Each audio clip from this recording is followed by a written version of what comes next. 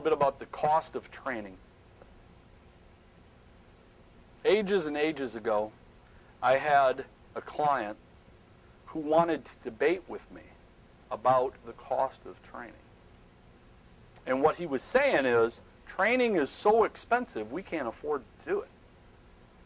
These employees are turning over so quickly that I don't want to pay all this money to train them, then have them go down the road and work for my competitor, and my competitor got the benefit of the training I'm giving them. And I tried everything.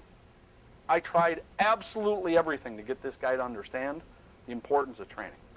Are you kidding me? The importance of training. You don't get this? How long have you been in the restaurant business? You have how many employees? You don't get this. I couldn't get him to get over the hump. I mean, literally, I couldn't get him to get over the hump. Until I finally said, I remember it specifically, we took a little break. I get a little hot around the collar sometimes when I'm dealing with thick-headed people. So we took a little break.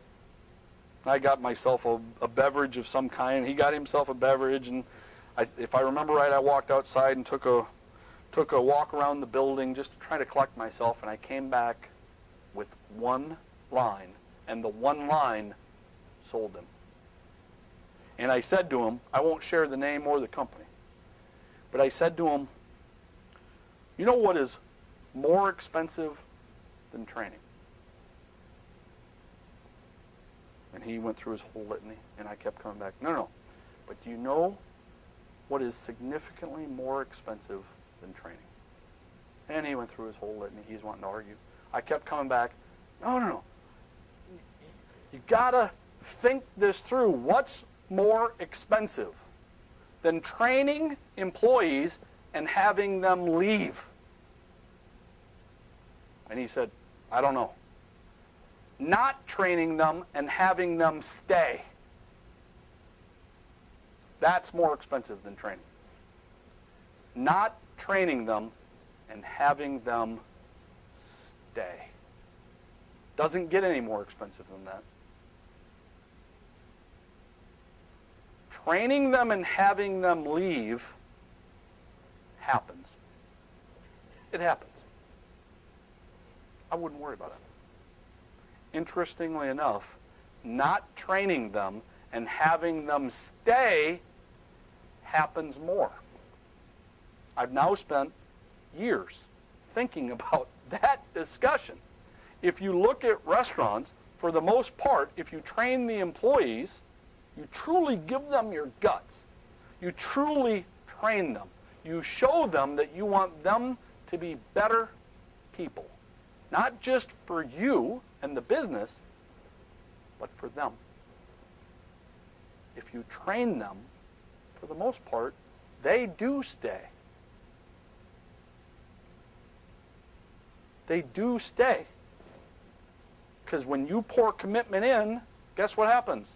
They pour commitment in. I call it emotional deposits, emotional withdrawals. It's just like a bank account. The more emotional deposits I make, the more emotional withdrawals I can take. Try to go down to your local bank. Go in the local bank. Don't set up an account. Say to the local banker, yeah, I'd like to draw $1,000 out of the bank. You got an account? Well, no. They'll be calling the paddy wagon. Trust me. Okay, well, how's that different with people? With people, it's pour in the emotional deposits. Pour in the emotional deposits. Pour in the emotional deposits. And then, if by chance I get pissed off during the intensity of a peak period, if by chance I say something the wrong way, if by chance I do something that hurts their feelings, I'm human, I'm intense, it happens. But if by chance it happens, I have enough deposits, they're not going to hold it that big a deal against me. They know I care. They know I want them to succeed. They know I want them to be the greatest champions they can be. And so a few withdrawals, no big deal. And that starts in business with training. Trust me, he got it. To this day, he's actually one of the best trainers in the industry. His company has very low turnover. He understands what it takes to train. He understands